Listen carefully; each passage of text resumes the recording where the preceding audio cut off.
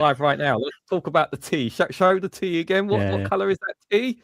Well, I was just saying that I'm just guessing that you guys would be disgusted in the color of my tea because I like quite a milky tea. So for a lot of people, they turn their nose up at that. And I put the milk in first, and I just don't care. I just don't care. That's how I like my tea. If you can slag me off all you want, but I like the milk in first. You're an abomination to the tea people. I prefer to keep my tea bag in right all the way down. Yeah, exactly. Exactly. That's what I thought. And I don't have tea, and I'm not a tea person at all. I'm not a tea or coffee person. Even though I've got to buy me a coffee. Even though I've got to buy me a coffee there, and it's just like, I mean, I could use it for hot. I could go the hot chocolate route, but I don't even have hot chocolate that often, to be fair. I think the only hot drink that I've been having a lot lately is honey and lemon for the sore throat sometimes, because I do a lot of talking. So that's just always good anyway, honey and lemon. But I'm with you with the Yorkshire tea though, Darren. If you're from Yorkshire, will people literally just descend to violence if you don't drink Yorkshire tea? If you go around someone's house and they got Tetleys, will you just instantly just slap them? That's it. Just leave. It's the tea police. I'm sorry, sir. We're going to have to confiscate your tea bags there. Didn't the guys in the Tetleys advert have Yorkshire accents though? Those guys in the Tetleys, I'm sure they did. I'm not sure. It's going back a bit now. Chat, help us out there. I'm sure people in the chat will know that. Someone in the chat. But it kind of reminds me of my granddad, because like whenever he used to go out, his favourite drink was rum and peppermint, and it had to be Schweppes peppermint. And he would go to one pub. He walked in, "Can I have a rum and pep?" And he went, "What the hell's that?" He said, it were better buys peppermint." And he went, No, not having that. So he walked up to Tesco's little, them little small markets, mini markets. Tesco Express, that's it. Walked in there, bought himself a bottle of peppermint Schweppes peppermint, took it down, and he said, "That's solely for me. And don't let anybody else have any of that." And that's what it. So yeah, peppermint Schweppes. I don't think I've ever heard of that in my life. And it had to be Lamb's Navy rum as well. Yeah. Oh, I'm not buying tea for the family. This is for me. You guys have got to get your own tea. Well, it's good to start this intellectual political discussion with some tea talk and of course. I mean, exactly. Dal there in the chat, one of our fabulous moderators, says, "I drink Tetley tea. They make it here in Portugal, so that's pretty cool. There, I love that. In Yorkshire. Well, there's a Yorkshire. There must be a Yorkshire in Portugal then if they're making Tetley there. Yes. So. But he's more of a coffee person there. Hello, everyone, and welcome to the round table. That's kind of how I like to sometimes just do the rounds. Like when I start a round table, sometimes. We've done it in the past where I've just literally pressed live and nobody noticed because we're talking conversation and whatnot and kind of just like throwing it out there just for the sake of it, this way. Yeah, I hope you guys are all doing well. So we've got obviously 3 fantastic guests. Mikey at the moment is just checking on your kids right now, but he'll join us in a little bit because we're going to be talking about the by-election that's happening. And there's obviously some stuff which some of you guys may have heard that I've spoken about on the Good Morning Show for those who were there. But obviously for those who weren't, we'll touch on it in a bit with regards to the underhanded, disgusting tactics that Labour have been doing. And I really do have to stress they are underhanded, disgusting tactics, which is not what Labour should be doing anyway. So and then a bit later on, we're going to talk about what's happening in America. I'm sure Mikey Famine wants to tell us about how wonderful the State of the Union has been and what's been the latest going on in the Epstein files as well. So, because there's a lot of interconnection, obviously, with the Epstein files as well. So I'm pretty sure that's a topic we can all discuss on that one because it's pretty much linked to not just the UK and the US, but pretty much everywhere around the world. I mean, that one there as well. Mikey, good to see you there, my friend. I hope everyone is well there. Hello. Yeah, we're good. I had to clean up some messes. Every single block has been flung in every direction. I was like, can we just pile them a little bit so it's not a landmine field in here for the barefooted? It's all right, Mikey. You just missed some British tea talk. So Oh, You didn't miss too much. You didn't miss too much, my friend. I'm not drinking any. This is tap water. I won't say it's drip coffee. Okay, Yeah, but you can get away with it because it must be morning time where you are, right? So you can drink coffee anyway. Yeah, it's Evening, yeah. 2 o'clock now. Yeah. So guys, let's touch on obviously one of the. It really is really significant, this by-election in the UK. So we have, it's literally a 3-horse race. It is pretty much between the Green Party, Labour Party, and of course Reform UK. We obviously like there's a lot of polls. Some are indicating that it is going to go. Some polls are indicating that the Greens have it in the bag. There's some saying it's a lot more closer than that. Obviously, I still think it's too close to call. I mean, a lot of obviously people on the left are saying it's definitely the Greens. They definitely have won it, but it's just like it's still, we shouldn't be jumping to conclusions just based off a lot of poll data, because obviously nothing ever it can't always be that anyway. But basically what I've been listening to and what I've been hearing on the ground and whatnot, there's been a lot of negativity about Labour's campaign, but obviously Reform have been using some underhanded tactics, which we kind of expect anyway because it's Reform. So they were already I think they were already reported to the Electoral Commission not too long ago already for underhanded tactics that they were doing, which you would expect. But then we had, for those who weren't on the Good Morning live stream, and I did share this with Mark as well, is some really nasty underhanded tactics used by Labour. So for those who aren't aware, late last night, I think it's like from 8-9 o'clock in the evening last night. So basically, there was reports that they put out Labour put out this fake tactical leaflet, and it is a fake one using a name that's not an alias this with any tactical website as far as I'm aware, or a fake one. Basically, and dishing out these leaflets across Labour, encouraging people to vote Labour to keep Reform out, basically, is what it is. When the vast majority of tactical voting websites and pollsters are basically saying that if you wanted to tactically vote out Reform, you would vote Green. And Labour basically made one up with the intention of basically trying to win the seat. And the thing is, I want to point out is that and I said this morning as well, but I want for people who haven't heard it to know this, is that it's one thing to, obviously, we know that Reform, the Conservatives, and parties on the right will use dirty, underhanded tactics to win. We know that they're going to do that. And we know that there's a lot of heat. There's a lot of heat between these political parties and whatnot about policies and all that kind of stuff. And that comes with it all. But to lie to the British public, especially in particular in this by-election, because you're scared or you're afraid of losing, so you're going to use underhanded tactics, and you claim to be a party of integrity. It's just absolutely disgusting from Labour.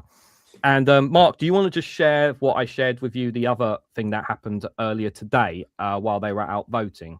Well, I mean, I just want to talk about the clear choice that the people have got in this election. So you've got Reform and Labour that are basically just flinging mud at the other side, a very negative campaign.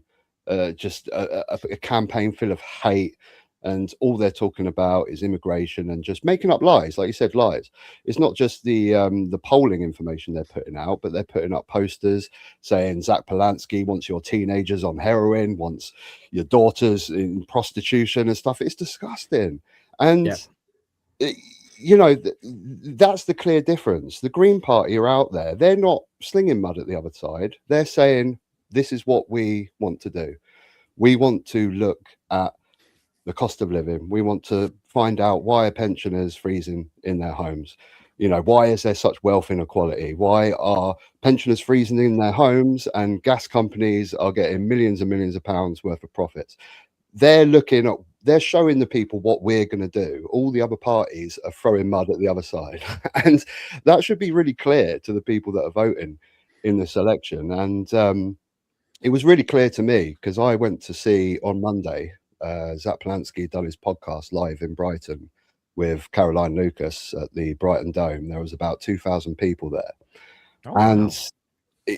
it was really special. Like, I went to it and it really felt like there was something special happening. And there was, when you're in a live environment like that with 2,000 people that feel the same as you, there's something really exciting about the Greens at the moment. And the thing that's exciting about them is they're actually talking about all the different aspects of politics. All we get from Reform is immigration.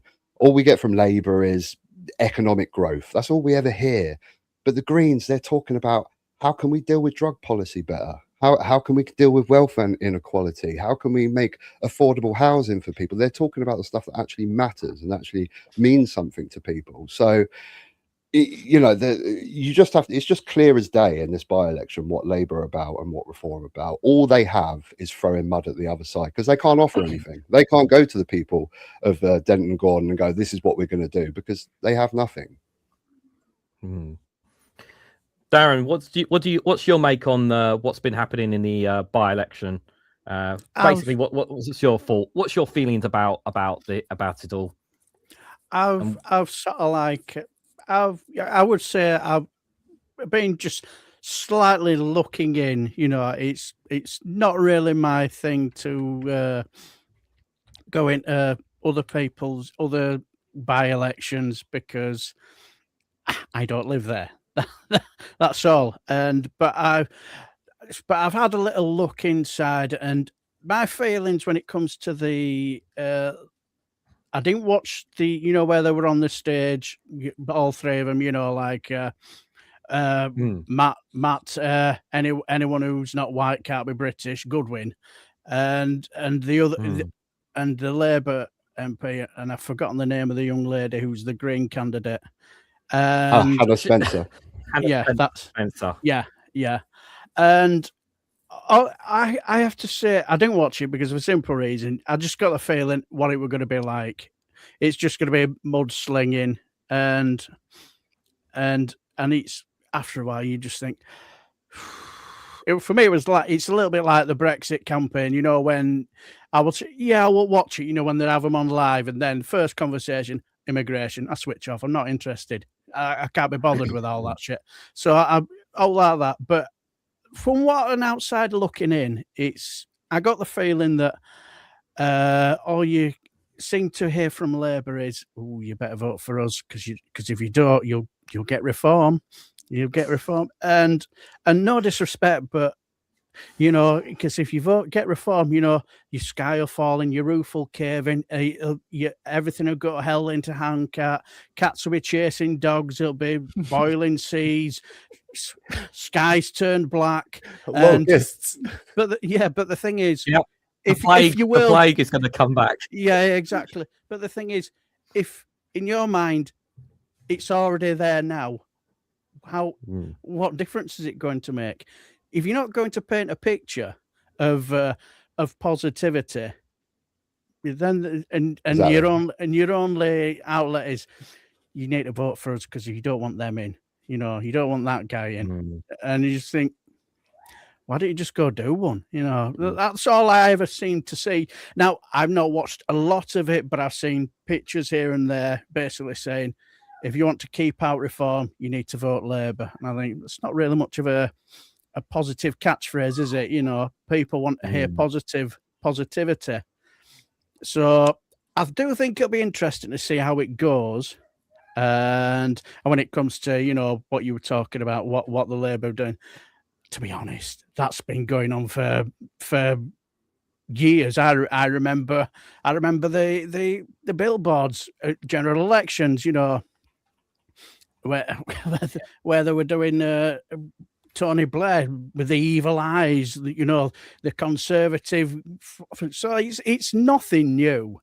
It's not as if it's just suddenly thrown upon us. But you also, whether you want to go down that route of dirty politics, you've got to paint a positive picture. And I've got the feeling that I'm not really sure that they have. But we'll see what when the result comes in, won't we? Well, if you don't mind me interluding, Dad, what you said there is exactly right. What you know the old tactics from the Tories when they used to paint those pictures of Tony Blair and stuff. This is what we're getting from Labour now. Every single response is what the Tories were doing, the last government. Every single time they come out with something, it's just the same as what the previous lot were. Like Zach Polanski came out and wanted to have an open, honest, grown-up discussion about our drug policy, something that's ruining the country. And Starmer just wants to go, he just wants teenagers shooting up in playgrounds because he wants to make drugs illegal and stuff. And it's like drugs. It's grow up. Crime. Grow up. I thought Keir Starmer was supposed to be the grown-up in the room, but he can't have an open and honest conversation about drug policy. Like, kids are shooting up in playgrounds right now with the drug policies as they are now. You know, that's happening now. It's not. And you can't just think, well, maybe we should do something differently. But no, he's more interested in just throwing an attack at Zach Polanski. Are you trying to insinuate, Mark, that we are not winning the war on drugs? Yes. What a shocker. And the same laws that we've had for the past 50 years are not working. But this is the thing. Labour are more scared of the Greens winning this by-election than Reform. They would rather Reform win it because that's just another right-wing section of the country that doesn't think our way. But if they get kicked in the arse by a left-wing party, that's far more damaging for them. So that's why they're going so fierce. And this campaign directed at the Greens of just saying that they want your teenagers taking drugs, and I've never seen this from a Labour Party. This is really, really severe, and it's desperate. It's so desperate. They're terrified is what it is. They're so scared because if the Greens do pull it off, it will open the door to saying people, not just obviously here, but all over England and Wales, saying, well, England in particular, basically it opens the door and it says to people, you don't have to vote for Reform. You don't need to vote for this party who are talking all about immigration. There is an alternative. The alternative is the Green Party. That I feel like that door will open if they pull this off. And if they don't pull it off, then it goes to either Labour or Reform. They will continuously say, well, nobody cares about them because there they are in the corner, saying their same policies and whatnot, and it will resonate with people who aren't really paying attention to a lot of politics, because not everybody, obviously, as we know, not everyone always pays attention to the politics and what goes on social media and the campaigns and all that kind of stuff. But I just feel like that this is a major, it will be a major step for the Green Party if they do pull it off, obviously. There. Yeah, because people have been scared to vote for the Greens before, right? But now people are not scared anymore. The Greens have 4 MPs. If they win this by-election and get 5, that's a clear distinction that it's okay to vote Green now. You shouldn't be scared to vote Green. You shouldn't be scared that it's a wasted vote. You know, they're showing with, what are they coming up to, about 200,000 members now, I think? And, you know, this proves that there's movement. Yeah, they hit 200,000 members yesterday, I think it was. Yeah, he announced. Yeah. And they're proving they're kind of proving that there's only really one left-wing party in this country, and the other 3 are all right-wing: Labour, Conservatives, and Reform. You know, people understand that, and now people are not afraid to vote for them because they don't see it as a wasted vote. And if they win this by-election, that will be massive. And you know, I said it earlier, it really did feel like a special movement when I was there on Monday. You know, just with those 2,000 people, there was just something, you could feel it. Sometimes you just get a feeling of something, and it feels like something's really special is starting with these guys, and something's really changing. Just before I get Mikey in, I know Mikey, I just want to say thank you, Viper Scott, for the £5 super chat, saying to you, Mark, just like the Scottish government consumption rooms that they blocked from happening in Scotland were just we just opened one in Glasgow, he says there, Viper Scott. Just to add there. So thank you for that.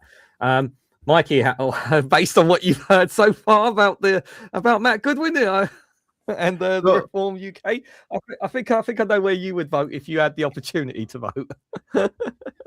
Well, yes.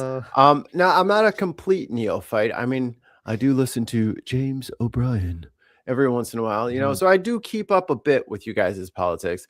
And like, your Green Party is like our progressives, but our progressives and independents are kind of trapped inside the belly of the DNC dinosaur. Like like imagine if your Greens were like stuck having to always caucus and run with Democrats, because it's the duopoly has done a very good job at keeping itself a duopoly. There probably could be 2 or 3 right-wing parties over here and a couple of left-wing parties, but no. They stamp all that shit down. And now that they've got Citizens United, there's all this PAC money, getting any kind of like, I wonder what it's like to have like multiple different shits on the ballot. I wonder what it's like to have all of the options. I guess our ballot would have to be a different shape then. I guess maybe the columns would like, that's where my mind's going. Like, I wouldn't even know how to vote in something with so many options. But we have the options, Mikey, but because we still have the same stupid voting system as you guys have in America as well, it's so difficult to get those smaller options in there. But things are changing. You know, that's what's quite exciting at the moment. And the fact that the infrastructure is already set up so that you don't necessarily need to side with labor for anything. You're already on the, the party's recognized and it's on the ballot. Like, it's hard for us to get candidates on the ballot because you have to get so many this and so many that. And then there's a time crunch in that. So to have something established as an outsider, is nice. I don't know what's in the water, but there's Luffy pirate flags flying all over the place with the youth rising up in multiple countries all over the world simultaneously. It's in the air, y'all. Like everyone's, and now that this Epstein stuff is really cracked, people are sick of this. This is done. The last 30 years of corruption and BS that everybody's been dragged through, they're sick of it, because all of us millennials and late Xers are like, are you nuts? Just pave the road, man. Give them some gas money. Shut up. Tax that dick over there who hasn't paid anything. And God knows how long. He pays 15 pounds every 15 years. And that's just acceptable for this billion-dollar corporation. Like, no, that's not acceptable. And the only way that this stuff gets changed is when people literally can't take it no more, because people are polite to their own detriment. They're way too polite. If anyone moved into the flat next door and just started, pushing the wall moving the wall into their apartment, just started making their apartment smaller, they'd let that shit happen for about an inch, which is too far for me even. And then they would get mad and then they would do something about it. It's the same principle, y'all. So it's, how much do you want to take before you actually get up and do something? Because you're going to get up and do something, but how much shit do you want to eat before that day? Yeah. It's really interesting what you said there, because sorry, Darren.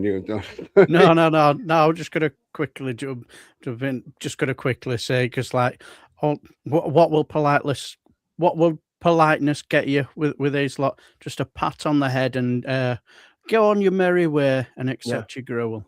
Yeah, well, that's it. You can only push people so far, and that's what you're saying, Mikey. There's only so much that you can just fill social media with, telling people that it's immigrants' problems and getting them distract them. But when you eventually get to the point where, you like you say, you can't put petrol in your car and you can't, feed your kids, it comes a breaking point. You can only push people so far before they realize, okay, we have to go beyond the distractions. And because these fools are funded by the same dark money, none of their plans work. All of the plans are just a scheme. It's just a scheme for rich people to get richer. It doesn't provide anything. There's not, like, instead of services, they're promising safety. Plot twist, you were never in danger. So now they've just become the most richest fools ever in a completely collapsed society. If you want to go into Hunger Games mode, did y'all finish the movie? What are we talking about here? You can't just pump the middle class and the poor for everything they have and expect them to remain peaceful. It's not going to stay peaceful if you keep it up. And I think people are like, all right, we're going to do this voting thing first before. So hopefully the votes go the way that they're supposed to go and the people's voices are heard. Yeah, let's hope so. because the Labour Party have completely lost. Like I think the last tweet about it, or I've heard like the Labour Party said only like the latest tweet, and I basically quoted above it as saying Labour have completely forgotten who they are. Like I don't even recognise them anymore. Like that's how much they've changed so much. And Mikey, you brought up a great point, and it kind of resonates not just with America, but literally what you were saying around the world with regards to obviously the Epstein files as well. Is that so many youngsters here in America, Iran, Cuba, France, all different parts of the world. Nepal, so many young all over Thailand. the world.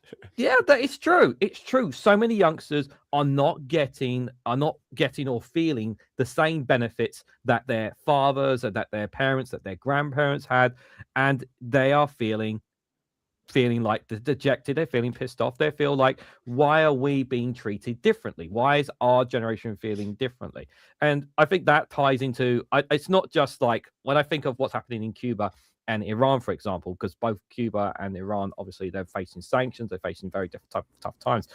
But at the same time as well, I also look at like even Iran as an example of there's a lot of young people who are like we're getting screwed. Like we want a better lives for ourselves here, and all these governments, as you say, they're just not like listening to them. And as you said, it's all tied to corporations, greed, and they're trying to keep the veteran voters and the old generation, like just get them to keep voting for us. What they don't realize is that that they're not going to be there forever.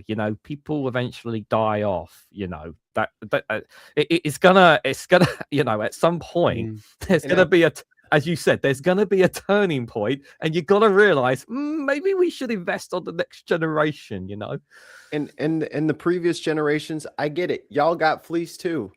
I'm telling you, they've gotten so close to the skin at this point on the shear that there's blood everywhere. What do you want the sheep to do? The sheep's going to kick, the sheep's going to buck. There's going to be some furniture moving around here.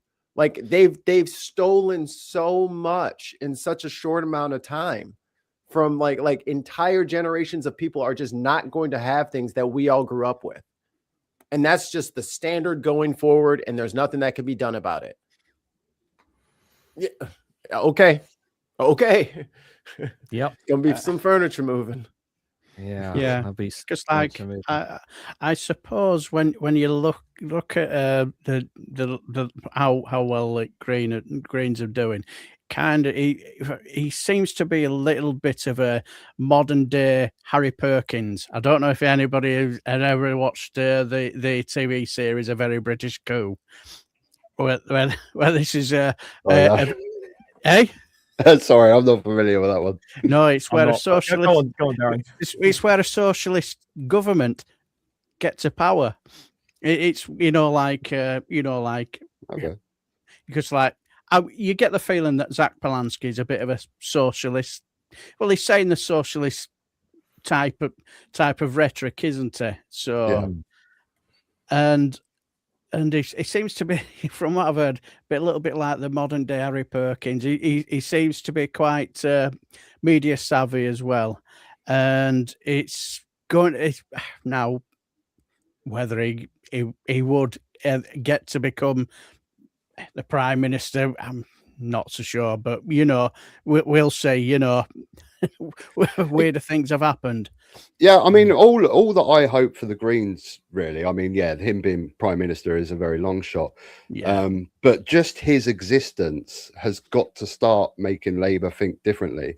They can't carry on down the road of trying to get Reform voters, because Reform voters won't go to Labour. The middle class and wealthy Reform voters, they're always going to love their low tax economics. You're never going to bring them on board. The working class ones, they're starting to actually realize the arguments of the Greens, because they're talking about stuff that affects the poor in this country, the working class. Like I said, utility bills, wealth inequality, all these things that affect these people's lives. And the more and more Zach Polanski talks and people listen, Labour have either got to pull in that direction, or maybe there might be some coalition in the future. But it's so important what he's doing, and talking about things like voter reform and stuff like this. We don't hear about this from anyone else. Talking about how political parties are funded. The Green Party are funded by individual members, small donations. Labour, Reform, Conservative, they're all funded by big business. They're funded by gambling lobbies. This is the thing. This is what people can see in the Greens. Even if you don't fully agree with their politics, you can agree that they're talking about real things that people care about.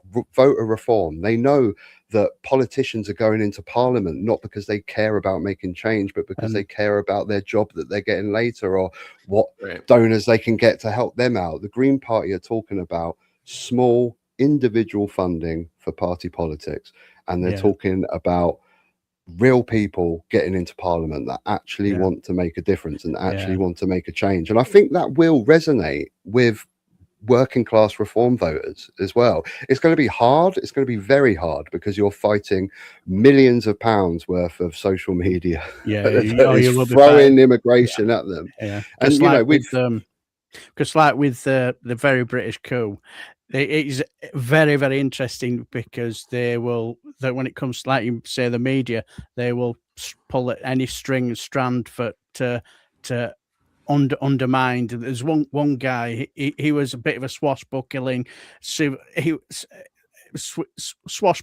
type former teacher, socialist, and for his massive speeches, the press found out he had a little bit of a dodgy affair in Hampstead Heath, and like the guy who's in charge of MI5, this and that and the other, they basically said that there could be a slight security risk, because a guy who was living in the room upstairs was a former member of the IRA, so security risk.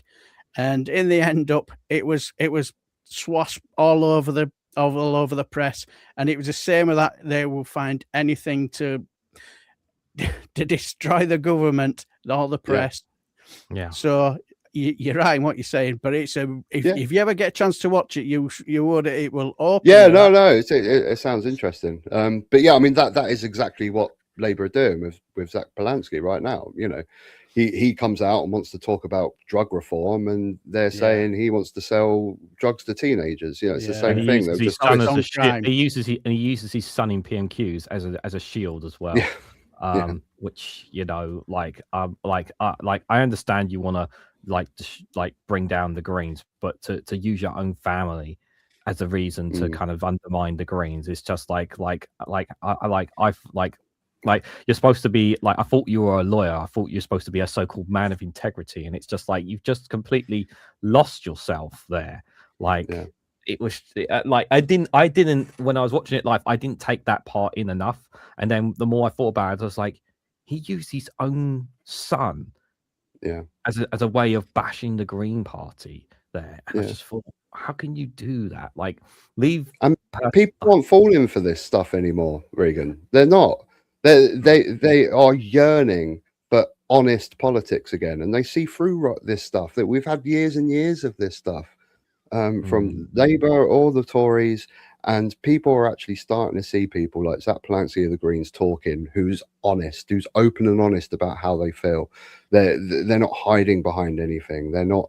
Every single time Keir Starmer comes on TV, or anyone from the Labour Party, I know they have a script. Everyone knows they have a script. They have a position before that they have to take. But when you listen to people from the Greens, they're giving their honest opinion. You can talk to them about anything, and they're open to talk about anything.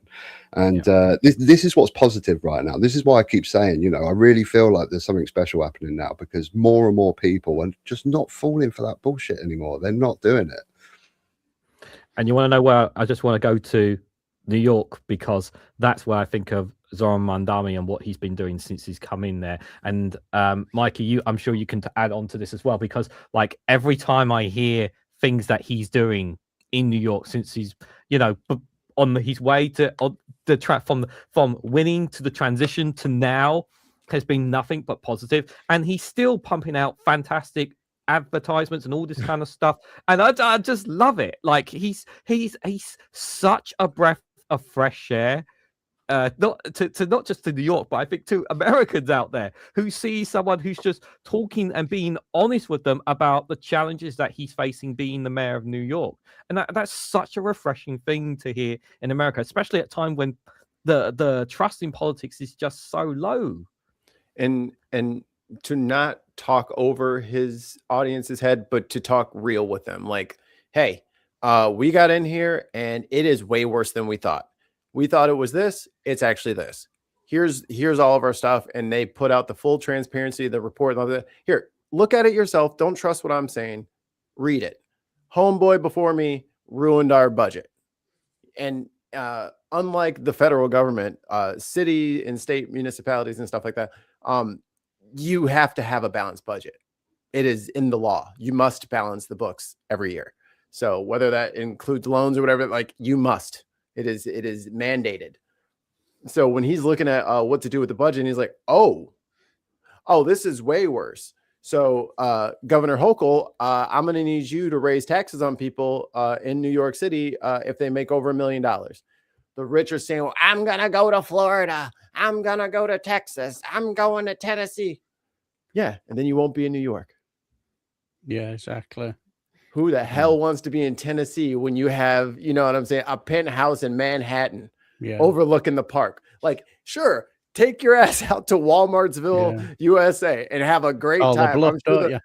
They'll love to have you for supper with some gator. Bluff, don't you? You know what I mean? Like, if you want to move your stuff to Millionaires Row, go. Because the more of you that are out of here, the better thing, because they're not paying anyway. You know what I mean? So if I like that he's using, and this is what I hope more. He's a DSP member, Democratic Socialist Party, but caucus with the Democrats and stuff. Again, can't have any other options. It has to be all under the same umbrella, red or blue. But he's using his popularity like you're supposed to bully the governor. Well, governor, if you don't give us this money, I'll have to raise property taxes on everybody. So now this is what you're supposed to do. That's politics. You pressure other officials to help you do stuff because if they don't do it, they'll look bad. And then they don't want to look bad, so they have to help. That's the point. Yes. That's the point.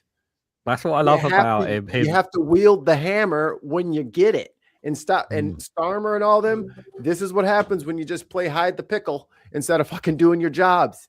He should have came in there day one, kicking over desks and screaming at people. Should have been a fucking a Tyrannosaurus Devil Rex. Should have just been going crazy in that bitch. Especially with that massive majority he had. Cussing out reporters, just going crazy. I can't. It's filthy in here. It's raw. No, that's just Nigel Farage with the cussing of He could have been reporters. saying with anything, but you gotta wield the hammer when you have it. And if you just sit back and what shall we say next? And hello, Mr. President. Let me just lick a little dirt on your boot there. Almost missed it. I'll be like, hey, dumbass, I don't need you. I'll make a deal with China if you don't fucking if you don't work with me. What, you don't want some of this? You know who I am? You see this crown over here? You see it? You want some? He didn't do any of that. He just sat back and let everything happen to him. It's not a way. You're not leading, you're maintaining the status quo. And like Mark said, and Darren said, no one wants the status quo anymore. It sucks. It's like he knew what to do to win the election, but then as soon as he got in, it was kind of like one, he didn't know what to do, but also from day one, petrified about losing the next one. It's like you're in, and do something. Actually do something. Don't be petrified from day one about losing the next one and making sure you're tippy-toeing around different voters and just because he's got a like you said, majority. Mikey, just go in there and hammer it, man. He's got a massive majority, so he could do pretty much whatever he wants. Exactly. And also, Mikey, the last time Keir Starmer ever got rebellious was when he had an extra small glass of QC at Christmas. That's the rebellious side of our save Keir Starmer. I will say when he didn't wear a tie to bed that one time. Yes. He looks like he sleeps in a tie. Just the stiffest man. Yes. Yeah, if he's not in a suit, he looks off. You know. Like if I saw him just wearing like the a tank top, you know what I'm saying? Like Yeah. like or a sleeveless something at the beach. I'm like, ah, Yeah.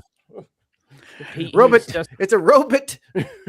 and the thing is, like, he was never like he was never meant to be prime minister. He was never actually supposed to be like. He was only there as literally as a caretaker. Like that was the original plan. Was always for West Streeting to be the prime minister. That He was the steward of Gondor. They literally put him in there, and then COVID happened, and all that, and then Labour ended up getting popular, and Labour getting popular too soon. So obviously they couldn't remove Keir Starmer and put West Streeting in, put their man in during this period. It's like, oh, we're gonna have to keep Starmer in, you know. So and then he ends up winning it. So, but I love why that you say they got popular. The reason they got popular is not because they were talking about. Oh yeah, sorry, things it's because the Conservatives crashed and burned. Sorry, yeah. Well, no. I'm just saying, like there has never actually been a point where Keir Starmer's been popular. No, you're right. It's you're just right, the Tories right. have just become more and more annoying, just more and more awful, and like. But then you know, West Streeting or Keir Starmer, Jesus, I mean, what sort of bloody choice is that?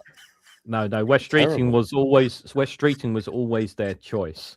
The problem was that obviously they couldn't do it because of the idea was to have Keir Starmer for a couple of years because they were expected to be in exile for such a long period because of how poor things were for the party. But they got handed a golden goose of number 10, and then they're like, "Oh, the goose has died of old age. This wasn't the plan. Like, this wasn't the plan. We weren't supposed to be in power so soon." So, yeah.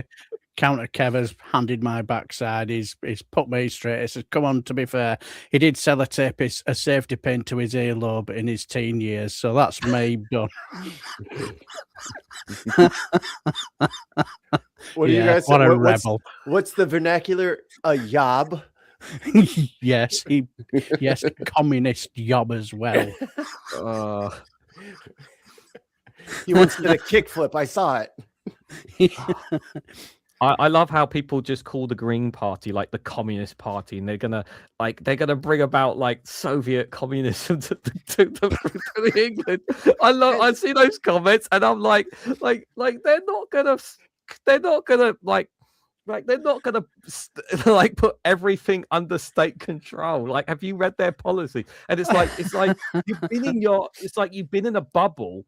And it's because a certain influencer is telling you, or you're listening to the same people over and over again. You can say, "Oh, it must be true." Then they're gonna take away, they're gonna destroy the country, and you know we're gonna end up like the Soviets, where they collapse and all this kind of stuff. And I'm just like, have you even looked at what? Real quick. What was happening in Soviet Russia before communism came in? It's the same thing. These people are going to demand communism if you guys don't stop with the rampant capitalism. Like, it's so disgusting that you guys are just yacht after yacht and people are going hungry. We're at Gilded Ages level of like income wealth disparity. Yeah. You're making people want to be communist because they'll be able to at least eat. Like, that's where we're and stay warm. Like, that's where we're at. Well, the two things are funny. The attack against the Greens, like you said, socialist communists, but also that they're Islamist terrorists. They want extreme Islam. Yeah. The leader of the Green Party is a homosexual Jew. Shakira Law, Mark. But the leader of the Green Party is a homosexual Jew. What homosexual Jews want extreme Islam? Yeah. How many gay Jews are at the head of ISIS right now? I mean, it's just so ludicrous. We don't know, but we need to find out. To be honest, the investigation. To be honest, Polanski, I kind of thought, yeah, I get the feeling he's Jewish. I didn't know he was gay though. I actually didn't know that. Maybe he's the first. It's not really something I'm that bothered about anyway. He's breaking barriers, okay? He's the first gay Jew in ISIS. Smashing through the rainbow ceiling. Fuck y'all. It's just how Anyone can do ridiculous. anything. But basically, to these guys, if you speak to someone that's Muslim, then you're for extreme Islam. That's basically what these people think. You know, because Zach Polanski speaks to people that are Muslim. Apparently, he's extreme Islam. I did hear a headline. Now, you guys might be able to, whether it's true or not, but they're talking about open borders. That he's all for giving illegal immigrants free houses and free money and stuff like that. Now that'll confuse the reform supporters because they've been saying that for the last 30 years. I've got some bad news to tell you, my friend. I've got some bad news to tell you about the open borders. I've got some really bad news to tell all those people about Britain having open borders. We're an island. We're surrounded by water. So yeah, exactly. I have to remind people of the geography of that we were surrounded by water. Well, what about Jesus? Maybe he'll walk across. Because like the thing is, because like when I did read it, I think, well, what's wrong with that? What's wrong with saying positive things about immigration? Because let's be honest, without immigration, the country grinds to a halt anyway. Yeah, well, that's what they do, Darren. See, Zach Polanski comes out with something and then they twist it. Same with the drugs. He talks about reforming drugs. Suddenly he wants to sell them to teenagers. He talks about immigration and suddenly he wants open borders. Just every single topic that he talks about, reform and Labour now, will just twist everything he says to just attack him. And, you know, that his immigration and channel crossing policies is so more nuanced than just open borders. He doesn't want open borders. But, I mean, while we're on the topic, it is actually one issue that I do have with the Greens, though, is that if you go on their website, look at their immigration policy, the headline, the big title on there is "We want a world of open borders." Now, that might be your opinion. That's something that, you know, a lot of people share, that would be a great utopian world for the whole world if we didn't have borders and stuff like that. But I just think straight away that puts a lot of people off. And I don't think that's a good way to title your immigration policy on your website. Because like I was saying, there could be lots of reform voters that get quite interested in green politics and think, oh, look what they're doing with wealth inequality and stuff like that. And then they go on their website, they see their immigration policy and say, we want a world of open borders. Now, their immigration policy isn't, if we get in charge, we'll open the borders. But they're saying kind of what their worldview is, you know, what they'd like. Picture they're painting to them on this. Yeah, I don't think it's a good way to go. Because, really. like, to be honest, if I were a Tory or a Reform, somebody from Reform, I would use it for my own advantage. Yeah, and they will. Yeah, and that's what they do. Yeah, she's falling asleep. I'm good. So, did you? So let's just move over to America. How was the glorious State of the Union, Mikey? Did we learn anything that we didn't already know about Donnie from it? I learned something about Democrats. They're stupid. Do not show up so he can point and make fun of you and rage bait you and get you all upset and all that. Yes. Don't give them the satisfaction. You know, like my rep was there and I was like, you didn't have to be there. You should have came back to your district and thrown a party, and we're going to do anything except for pay attention to him. What do you guys need? You guys want to do a town hall? You guys want to play air hockey? Yeah. Like, do anything but give him the satisfaction. With his hands, didn't they? Yeah. Look, they're not standing up for this. They're not standing up for that. Like, come on. First of all, I don't know what uppers they put in Grandpa's ass that day, but he was screaming for like the whole like middle section of it. I don't know if his mic was all jacked up or whatever, but he was just like literally Grandpa Simpson yelling at the clouds. Like, he has no policy ideas. He spent most of the time talking about the medals he was giving out. He gave everybody a medal in the whole goddamn crowd, I think. I think Chuck Schumer got 5 or 6 medals. Hakeem Jeffries got one. The floor. I'm going to go out on a limb and say I don't think any of the I don't think any of the Republican or Democratic senators who voted against his tariffs got any medals. I'm just going to go out and live them there. Oh, they got them too. Nancy Mace got some medals. You know Oh, who did didn't they? come up? You know who didn't come up? Jeffrey Epstein. Oh, I wonder why. Also, ICE. All the things, but apparently there's gonna be 500-600% cuts on medicines. Oh my goodness. I put the movie you asked for. Go on. She doesn't want to watch it now. Go on, Mikey. It's fine. She's singing. She's fine. Oh, okay. She's a little sad. Voice of an angel. I'll be right back. You guys go ahead. No, it's fine. I've seen clips of clips here and now of the State of the Union, and it's obviously for those who don't know, it was the Guinness World Record for the longest State of the Union ever, and it was also the most boring one ever. I think it's like 1 hour and 47 minutes. If someone wants to put the exact time in the chat, feel free to do so as well. But like I liked how he before the State of Union, when he had a press conference a few days ago before it, where he basically was saying he's like to the Senate to the senators who struck down the courts who struck down his tariffs, like he said like along the lines of what was it he said? What is it that Trump said to the senators coming to the State of the Union? Like he didn't say that they can't come, but he said something like, "I'll let them come" or something like that to it. And it's just like, well, you don't really have any control over it, Donnie. It is by the invitation of Congress that he is allowed in that building. He is invited to give his State of the Union to Congress.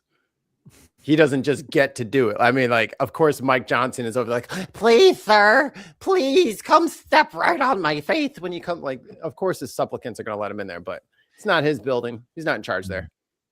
No. Different branch of government. Yeah, because I have to say, after the State of the Union, I did listen to a bit of an interesting conversation with Simon Marks and James O'Brien, where for his base, it got the desired effect, and for some people, because like I think I can't remember what when it comes to popularity, whatever, patriotism, whatever, patriot, I think it jumped from 50 something 64% or something like that, and with Ilhan Omar, I'm just thinking, I'm watching it, I'm thinking, you've fallen into the trap, because they'll clip pictures up of you looking unhinged and absolutely mental, and they'll use it against you. Yeah, I would have had the Epstein victims out there on the front steps again. Yeah.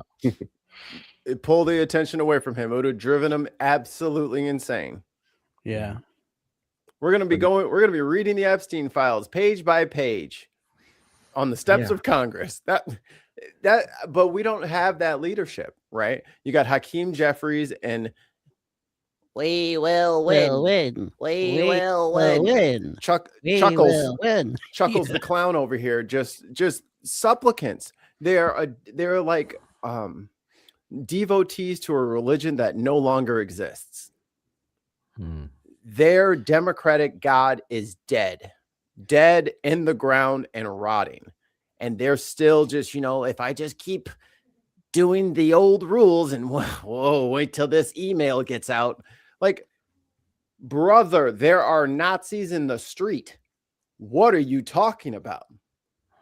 What are you doing? I thought the Democratic God was Israel, but okay. Considering how much money they take from the Israelis, that's what I thought. For them to have universal health care and free college and and housing must be nice. Apparently, we can pay for it, but just not in this country. Oh, got it. Copy that. Roger that.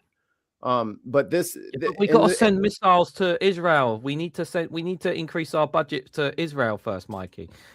Because Israel. Or are you anti-Semitic? Do you want to waste all of our Medicaid money on bombs, or do you? It's like such a false dichotomy. It's such like Israel has their own economy. right? They make shit. They sell shit. They could probably support themselves, huh? Nope. But that's our unsinkable aircraft carrier out in the Middle East, right? So, and also with the Epstein stuff, it's funny how Ehud Barak just doesn't get brought up anymore, huh? Just him on the phone with Epstein talking about Peter Thiel and Elon Musk infiltrating politics and all the Western English speaking nations buying. I mean, I got the background for it. You got all there. Yeah, it's all fucking connected, brother. It's quite obvious what's happening. And as you can tell here in the States, Elon Musk has largely disappeared from public spaces. As soon as they got a whiff, as soon as the regular people catch a whiff of that guy, they're like, is he on drugs? He's on drugs, right? Yeah, he's on drugs. And then that's the guy that hacked and got everybody's social security numbers. Put them on a private server. Joy. This shall not last because I don't think they have the competency to do it.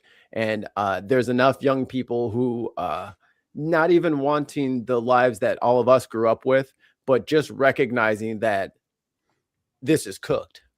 Like there isn't going to be anything for us. That sentiment plus people our age finally waking up to politics. And I think there's a lot fewer good, bad, or indifferent. There's a lot fewer people that are agnostic to politics now. It's kind of sunken through the membrane here.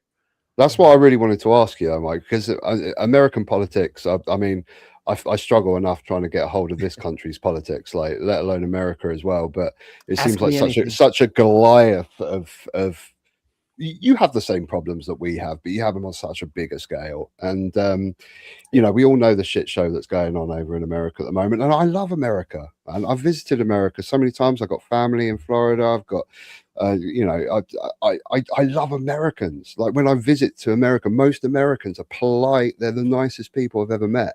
And it pains me so much when I see what's going on over there. I really do, because it can be such a great country. And that, you know, that's what I wanted to ask you, which I think you were about to answer, is do you see this ending? Do you see hope? Mostly in the incompetence of our would-be dictators and our would-be overlords. They're not very good at what they do. Well, I'll say that they're not as good at hiding things as they think they are. I think it is hilarious that not only did Trump try to implicate the Clintons in the files with the Epstein shit, but then Elon tried to implicate Trump in the file. So they are their own undoing. Trump has never, ever, ever, ever run a successful business, ever. He can only fool these people with a couple of things, whether it's transphobia or racism or Islamophobia. Like the Dow, though. The Dow's up. Yeah, and that's the problem. Everybody's moving their stuff around. Like let's take the farmers. Like farmers typically vote Republican, right? Rural areas typically vote Republican. And then when Joe Biden was in, I love farmers. I have a deep passion for the land. Joe Biden put out this program. He says, look, I understand things are bad right now. If you upgrade, make your farm a little bit more green, put some solar panels up, reduce some infrastructure, make yourself more compliant, the government will compensate you for that. Trump gets in, cancels the checks. So these guys have spent $500,000, $600,000 greening up the place just for the money to not show up. Then the tariffs come. Then we start sending money to Argentina. Then they double the money that they're sending to Argentina. Now we're getting beef from Argentina. So it's not only that, now I have something that I can use against the Republicans. Look how bad he's being to Republicans. That's where I like to get my food. You know, like as much as people want to make this red jerseys versus blue jerseys, we need each other. We're on the same team, whether or not you want us to be or not. We are all aboard the same ship, whether you like us on here or not. So whether you can either work together and succeed, or you can fight and starve.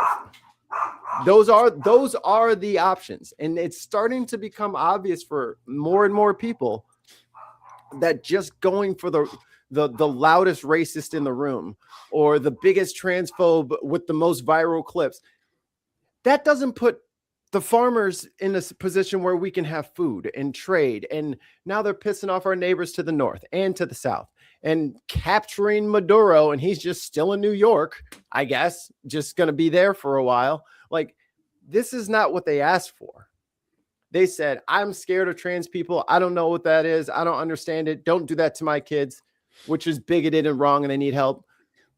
But they thought, oh, maybe I'll get some relief from these crushing prices. Biden bragged about an economy that just saw the top companies do better. And that looked great in the reports. And we were best recovery since COVID in the G7. Yeah, dude, but everybody's rent went up. and the food's getting more expensive. So like, what are you talking about? Like, how dare you tell us to not be grateful for this? Like, fuck you. You know what I mean? Like, I don't have to fucking just be broke because you want to brag about another company making, they made $50 trillion instead of 25 trillion. What a great economy we have. Like, dude, we didn't get any of that. We got nothing. We got to suffer through COVID. We got to be, what do they call it? Essential workers. We had to just suffer through all that stuff and just take it on the chin and just be good, patriotic Americans. And they spat in our faces for it. And now I have to fight with the people who are also being affected the most. If anybody has checked out the stream, it is a steady stream of people telling me that I don't know what I'm talking about and that I only care about insert random Fox News issue that they heard that morning. They don't even listen to what the show is anymore. We'll literally be talking about, like we talked about raw milk today. Well, what about this and this and this that the Democrats are doing? Like, they're brainwashed. RFK was pumping raw milk that people should drink raw milk, and yet another farm got closed because the cows are standing in their own shit, and then they're laying down in their own shit, and their udders are infected with their own shit, and that's going into the milk that's raw and unprocessed that you guys are demanding. But they want to still argue with me that my team is worse. They don't get it. And now they're and the FDA is removing inspectors, and now they're going to be getting rid of all these. The Clean Air Act is essentially gutted. Yeah, I mean, I think the brainwashed are going to be the brainwashed. Yeah, go on, Reagan. Sorry, Mark. Just before you come in, I just want to say, Viper Scott just wanted to ask you with a £5 super chat, Mikey.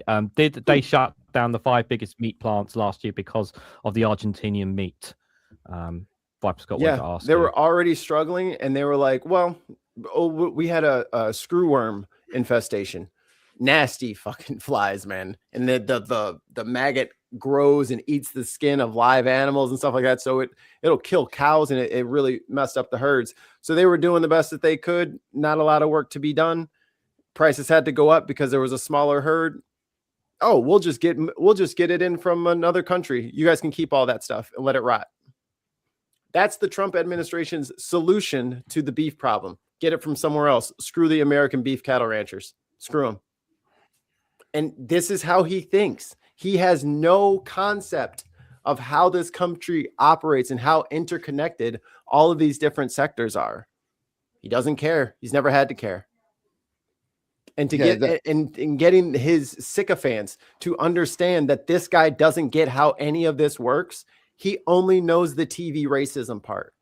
And if you keep neglecting all of the parts that are important and vital to keeping this machine running, we're going to have some major breakdowns here. So you saying he's going to be pissing off Texas cattle ranchers? I mean, that's a big part of his voter page, surely. He did. They are pissed. The Arkansas farmers were 600 deep in a meeting. They are pissed. It doesn't get reported. I try to, say it when I can. But so you're saying that basically what you're saying, Mike, is he's going to end up blowing himself up, and Yes. you know the guys that are brainwashed, your Fox News crew, or the over here we got the Facebook mums and dads that are swallowing social media all day, and the brainwashed are always going to be the brainwashed, right? It's going to be hard to get through to them, but the folks that you're talking about now, the cattle ranchers, the whole country's interconnected. You can't just keep pissing everyone off. Everyone in their small little subgroup is starting to actually, come to terms with the fact it's not just the upsetting them. It will ruin their lives. Yeah. Like your life is like 10 minutes from being completely tits up. Like you're about to be destitute. Hello, is anybody in there? Like we're Paul Revere in it. So there's a theory. There's a theory in this country that because obviously our version of Trump is Nigel Farage and Reform that are polling. So there's a theory in this country that we actually need to experience a Farage government to see how shit it is, to see how disastrous it is. And that's kind of almost what you're describing there. I mean, we always kind of say that we're sort of 10 years behind you in the UK, and you finally experienced what a Trump government you had it before, but this is the real deal where he's really unleashed, right? So the American public are actually finally realizing how disastrous it can be. And there's a theory in this country that maybe we actually need the same thing. I don't want it. I don't want to go down that road. There's a lot of people that see, we can't get rid of Nigel Farage until we experience him and actually see how disastrous he would be. If Brexit wasn't a warning enough, you know what I mean? Like things work better when they're interconnected, and the country, just our country, is kind of like its own little mini continent. And all 50 states and interstate travel and all that stuff. I'm telling, like, these people think that they're going to be safe from the storm, brother. Oh, well, my 401k's doing, the dollar is plummeting, idiot. They're collapsing it on purpose, idiot. Because then you can't escape, idiot. Like that's the point. They're breaking everything on purpose. All of his money's in crypto now and parked over in Qatar. He doesn't care. They're stealing everything. They're stealing the nails out of the floor. They're taking all of it. And to think that, oh, well, he's going to do this so that I can receive X. X is not coming. But the first part is he's going to do the first part. Yeah. So whether the Republicans or MAGA or independents or Green Party over here, whether or not they want to acknowledge the truth of the matter, the constitutional crisis has already begun. And whether or not they want to, help pull the emergency brake on the train or not, we're still pulling on the fucking brake, whether they're stupid enough to keep, encouraging the train to go faster or not. Like they're wrong. And like there aren't any alternatives other than to fight this. They'll get that soon, but yeah. Mikey, I wanted to just ask how is there a possibility in these midterms that Texas could flip? Because I have seen some content on this. Is there a possibility of it? I mean, we're talking about a state that's always been considered red. Is there a possibility in these midterms that is that a possibility given the situation there? So with the Senate race between it's probably going to be Ken Paxton and either Tallarico or Crockett. It depends. Thanks, baby. My wife is home, so the child's not just screaming in a room by herself. She's fine. She's just upset. She has a witness now, so now the tears come. It's been so bad. But every county, every district along the border is turning blue. Texas is a majority minority state. The most black people in one state is in Texas, and it's got a heavy Hispanic population. And what I said earlier about this administration's incompetence, if he would have just ran ICE like Obama or Biden ran ICE, his polls would be through the roof and he'd be a juggernaut and he'd be doing it. But they're just little Nazi racists, and they have to just, get Greg Bavino out there in the SS jacket, and they got to just kick in the doors and do all the stuff and put up all the posters, and Krusty the Clown is flying around to and sending people to CCOT. They can't help but overdo it. They're so that is Trump, though, isn't it? That is what Trump has to put on a show, right? You can't just have a policy that goes into effect and gets done and no one notices. Has to be a big show. It has to be massive. It has to be WWF. It has to be pyrotechnics. It's like if he just did what he wanted to do, it would probably go unnoticed. But I thought like the core fundamentals of American politics, and especially Republican politics, is low government involvement, right? They just want okay, do the basics, just stay out of our lives. We don't really want to hear about you. Just control the things you need to control and let us live our lives. Low taxes, but it's like Trump is the complete opposite of that. Yeah, it's supposed to be low taxes, low government interference, get rid of the regulations, and strong national defense. He's got people, he's arming new entities. He's spending hundreds and hundreds of millions of dollars on this. Like government spending should be at a bare minimum in a conservative administration. They don't want to spend any money. They said, we got bills to pay. We got debts. The national debt is a 1.5 trillion he added last year. Wow. So when I tell people that and they say, well, Dad, he had to, because I'm like, and how much of that 1.5 trillion went to you? None of it. But you did pay an additional $1,500 on average across the nation in elevated costs due to tariffs. So he's pumping money out of you. We don't know where the money is going, and you're mad at me for noticing. Like there's only and then you notice like these people keep showing up time after time. It's a cope. They're starting to understand now. I'm not going to get anything out of this. He's just taking everything. And the answer is yes. He's taking all of your shit. And he's not going to stop unless you stop him by voting. Voting, you psychos. Weirdos. But hey, Texas could flip. I got a lot of hope for a lot of there's a lot of progressives coming up through the ranks. A lot of Democrats are being challenged. I mean, well, that's the thing, isn't it? You need it's all well and good Trump imploding, which might be the case, but is the Democrats ready to actually offer the people something different? And we've seen a lot of like just seemingly normal people and average Joes just popping up. Catabugazela here in Illinois 9. You got Graham Plattner running up there. Like there's a lot of people who aren't previous politicians running for these seats. A lot of times these seats are not even contested. It's just, this Republican's not running anymore and his nephew's going to run, and nobody says anything and they just let it happen.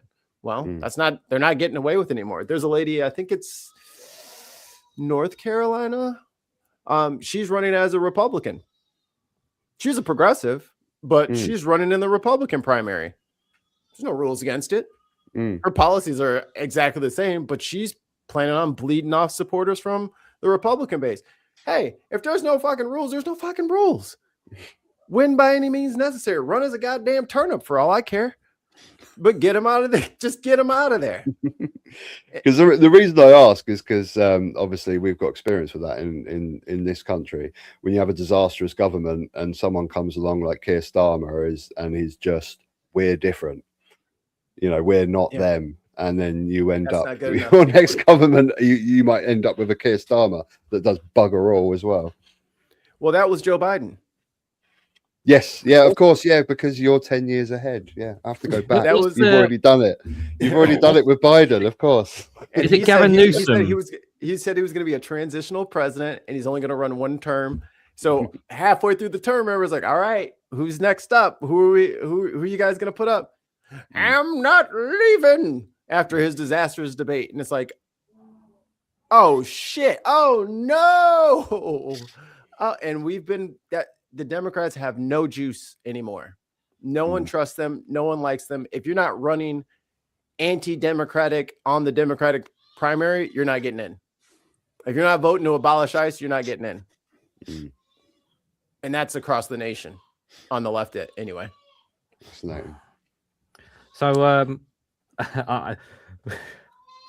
I guess the next question is when is America declaring war on Iran? Because I know they got their two aircraft carriers out there, haven't they? I think it's today they're supposed to be having. I think it's today. Correct me if I'm wrong. I'm pretty sure today they're supposed to be having meetings with Iran and Ukraine right now. Or Ukraine's supposed to be having meetings with America right now. But like, I feel like that hostage situation. I feel really bad for Iran because in a way, but even though their government is the Iranian so people, evil, yeah, the people I feel for more specifically, yeah, because like they're in such a terrible state, and you've got Israel like constantly begging and banging every single influence and whatever they can in America to say launch, attack, and it's just like I just feel like they just can't.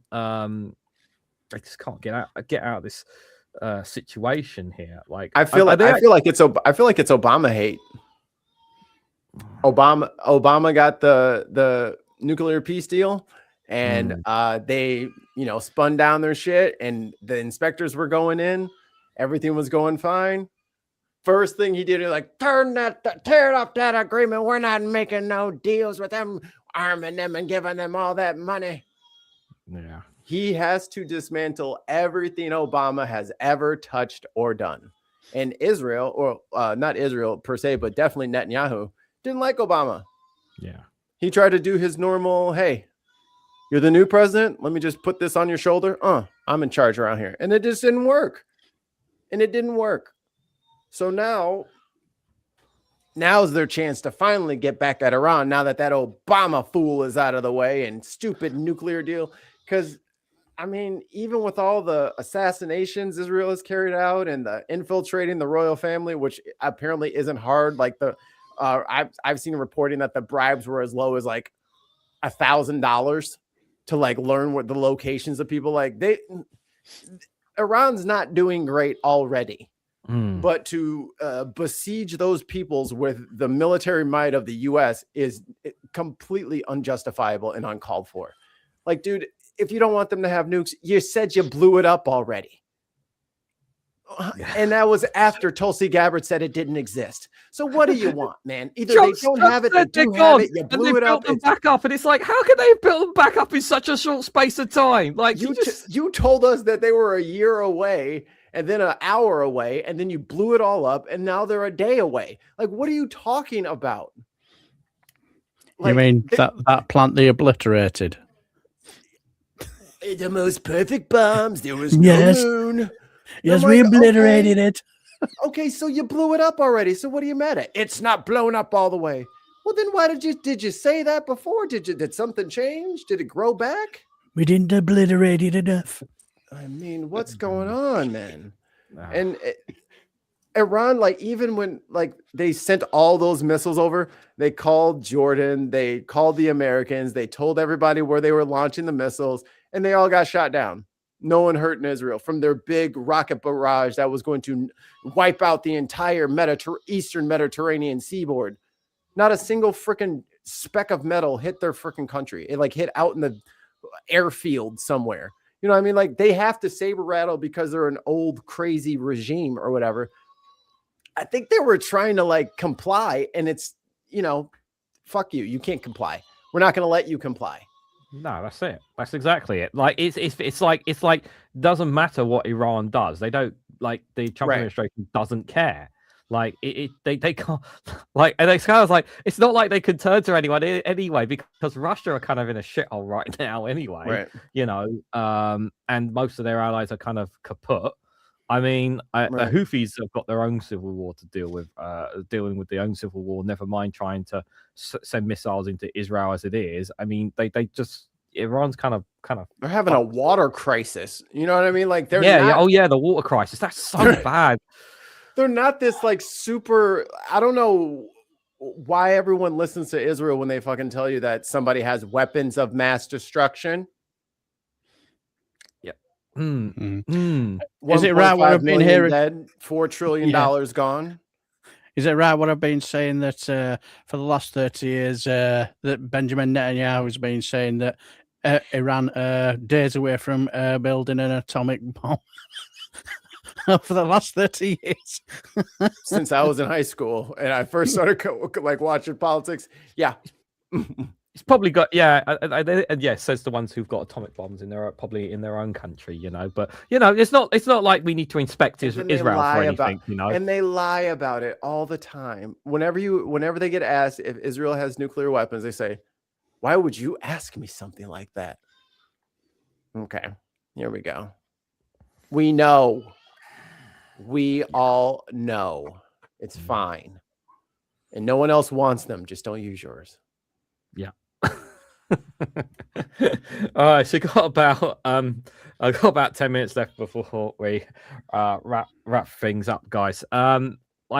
So are we? So in terms of the midterms, are we expecting a good?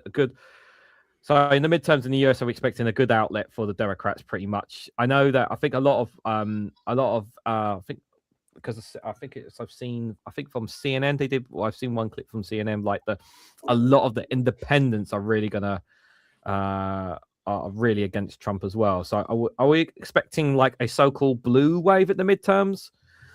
Yeah. If there's not election rigging of some sorts by Donald Trump or trying to stop it in some way, shape, or form, which could potentially still happen with this administration. Messing with this election could be very risky for this administration. Like they better not. Like Tom Homan went out there saying, I'm going to have ICE at all the polls. I'm going to have ICE agents. And then all you heard was collectively around rural America. They said, oh, you know what? Never mind. We don't want to do that. Just kidding. Just kidding. That was a joke, guys. They're not playing. People are not playing around right now. And like I said before, all those rural farmers and all that stuff, they're not joking. You've ruined their lives, right? Like you've taken their entire livelihood. Like you can't run a farm and then miss like 2-3 harvests in a row, right? These guys are in massive amounts of debt. They've done everything that this administration told them to do. They bought American. They bought the Trump watch and shoes and all that. Like these dudes are believing what you're saying, and you're leaving them in a position where now they are realizing they may not be able to get themselves out of. So they have a civil way of dealing with things, which is what I hope this is going to be. Right. And then after that, I guess we'll see. That's why Marjorie Taylor Greene got out of there. She was like, you know what? Yeah, she saw the writing on the wall. He's in the Epstein files. Peace out, y'all. I got to go. And she just ran out of there. Yeah. Writings on the wall. Yeah. And we got our own election, not just obviously the by-election today, but we obviously got the Welsh elections, we got the Scottish ones, and we also got our own by-elections later. Literally only a few months' time, isn't it? In May, isn't it?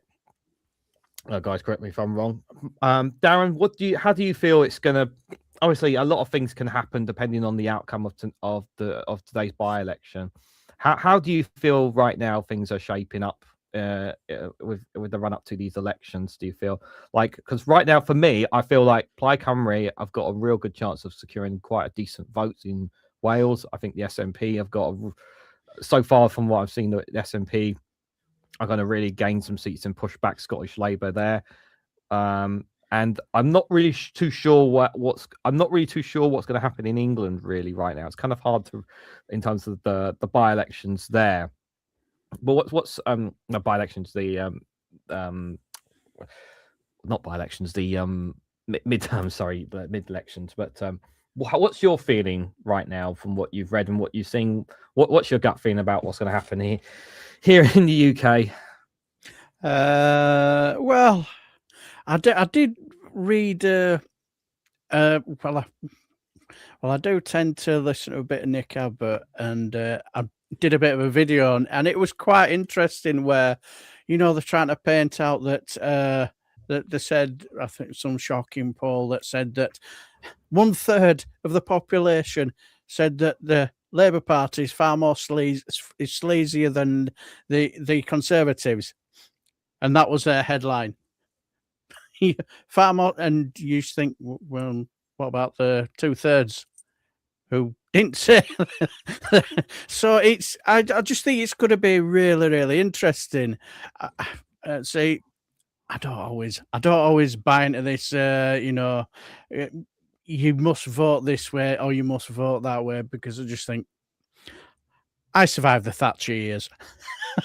so made a stir of stuff. So it's a case of what will be. But I do think, judging by where things are going, I think tonight's election could be a bit of a bellwether, you could say, see where it could really go. If it goes Greens, then that'll be very, very interesting. And because, like, when it comes to the local elections, if I remember rightly, local elections, yeah. Yeah. So we got local elections in England, and then there's because when it comes to the Greens, when it comes to stuff like that, they do pretty well, don't they? When it comes to local elections, as well as independent ones as well. So, and also, I'm just wondering, with a bit of a surge from Restore Britain, that'll be interesting for Reform UK, won't it? Yeah, for those don't know who Restore Britain is, that is Rupert Lowe. Mr. Rupert Lowe, firmly backed by the great Elon Musk. Yeah, so Mark, what's your gut feeling about these elections coming up?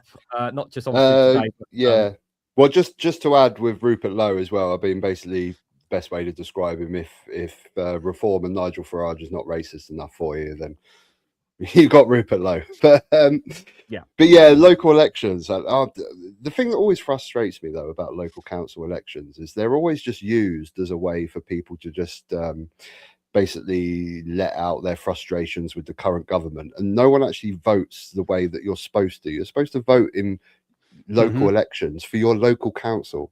Who's going to be running your local area? Who's best suited to sort out the mundane shit that we need doing, the bins collected? Who's going to be able to help out with potholes? No one's looking. You should look at your local councillors, because party politics doesn't come into it with local elections. Like my local Labour, I've spent most of this video slandering Labour, but my local Labour councillor, who's in charge of my local area, is fantastic. She's the most amazing councillor I've ever had.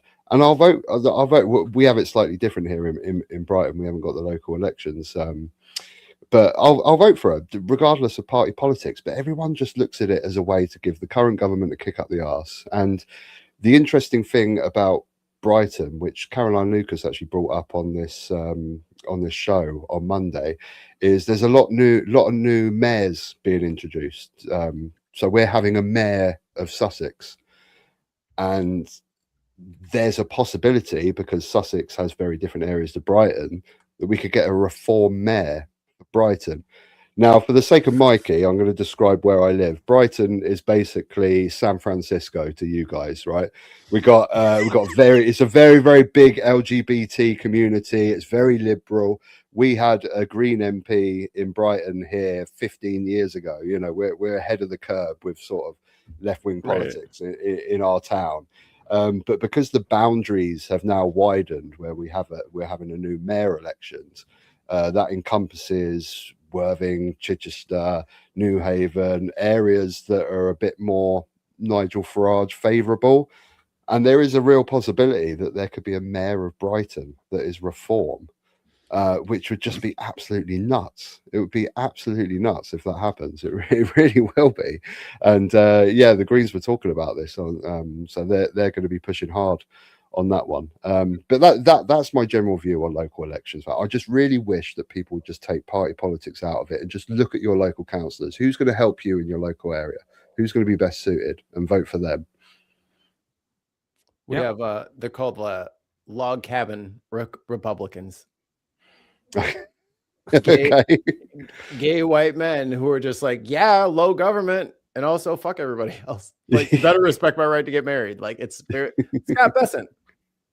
Scott Bessent is gay, and he sits up there on Trump's in Trump's cabinet like he's safe from the bigots. Yeah. That's funny. Yeah. Also, I also think, you know, when you see these videos, say, "Oh, I'm not voting for this and that," but do they? When they really get into that booth, do they? Do they? Oh yeah. There's loads of secret voters, definitely. Yeah, the Yeah. Monster Raving Looney Party. That's where they go. Yeah. What's your voter rate? Like, what participation rates do you guys generally see? It's been getting lower and lower, hasn't it? But local elections, oh yeah, that's the reason why all the nutters, if you don't, the nutters, they will go out and vote. Yeah. It's I think it did go down in the last election, but the one where we got the most was the Brexit vote, because that was the first vote in history where every single vote mattered. You know, so many, our voter count can be so low because so many people are just disenchanted because of the first past the post voting system. They don't feel like their vote matters, and it doesn't. You know, the same as you guys in America. You know this. If you're a Democrat in a high Republican area, your vote don't mean shit. So many people have been disenchanted with it. But Brexit was the interesting one, because that was the one literally to the vote. Every single vote mattered. And yeah, as we know, if we change the voting system in this country, more people will engage in politics because they'll feel that their vote actually matters. Yep, indeed. Guys, we've as I said, I normally do about an hour and a half here, and we've hit the mark here. So I just want to say massive thank you, Mark, Mikey Famine, Daily Blasé. I really appreciate you guys coming on tonight or this afternoon for Mikey. I really appreciate you guys coming out. I hope no, generally mean this for those in the chat. I hope you guys found our discussion informative, maybe interesting, maybe even got a laugh or two, or maybe you're just sad, depressed of the world is. Don't be sad. Do not be sad. Be angry. Yeah, but we start with the important question about tea, Yorkshire tea. You did. That is very, very important. So there you go. We did start about tea. So if you joined and you didn't know about the tea, you need to scroll back to the start and get that information in, because that's really, really important. Basically, how do I like my tea? That's what you'll find out if you scroll back to the beginning of this video. And that's obviously the most intellectual bit of conversation that we've had out of this whole recording. I was making fun of Tim the whole time. I was like, Tim likes to drink his tea with the tea bag still in it. So do I. Yeah, so does he. Under my very nose. Et tu, Blasé. Yes, different taste all the way down to the end. And on that note, I just want to say, guys, make sure you check out Daily Blasé's Friday Frolics tomorrow on his live stream at 5 p.m. UK time as well. Mikey, are you going to be going live again today and tomorrow, just for people to know as well? What time is it? So in 3.5 hours, we have Unboxed Politics, which is our political review show. So we grab clips from all different stripes. And now that you guys told me about these, what were you guys saying where these people would have like these crazy campaign videos? That is directly up our alley. So maybe I will bother you guys for some of those links or something like that, because that's what we do. And then we give them a rating. And then at the end of the year, we have the playoffs to see who's the best and the worst.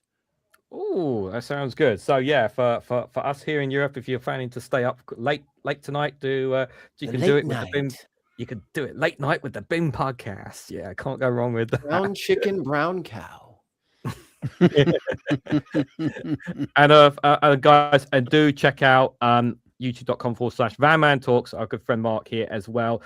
Link for his YouTube channel is in the description as well. If you're not a subscriber to him, do give him a subscribe as well. There's also been a lot of other great YouTubers I've seen lurking in the chats. Don't think I didn't spot them. I did see Max Robespierre in there. I did see I saw Jow is also a YouTuber as well. I saw Witchy Goth lurking in the chat there. I'm pretty sure I saw someone else, one or two other YouTubers. I can't remember who were lurking in the chat. So there were a couple of other YouTubers that lurking in the chats there as well. They know who they are there. So do check out some of them as well. As for myself, I'll be live again tomorrow at 11 a.m. for another good morning show here in the UK. So if you guys want to check that out as well, feel free to do so. But again, guys, thank you all for coming along. Enjoy the rest of your evening or day, whatever you guys are doing. And I will be back with another roundtable next month as well. I've already got one guest lined up. I just need to find 2 more guests. I'm looking down at Daily Blasé. I'm looking down at Daily Blasé again. Whenever you need me, my friend, it's not a problem. I just will work my way around it anyway. I nominate Tim as champion. Tim, get Tim to reach out to me, or I'll reach out to him if he wants to come on. In all seriousness, yeah, well. His turn. Yeah. So yes, guys. I'm just reading everyone saying hello, goodbye, and all that kind of stuff. Yes, I don't have an outro. I know Mikey's going to tell me off after this, so I'm just going to literally click the end button. He's already giving me that look. Even I have an outro now. Damn. Yeah, that's how Blasé. Yeah, I just got blasé. That's how terrible I am, guys. So yeah, I'm just going to press the button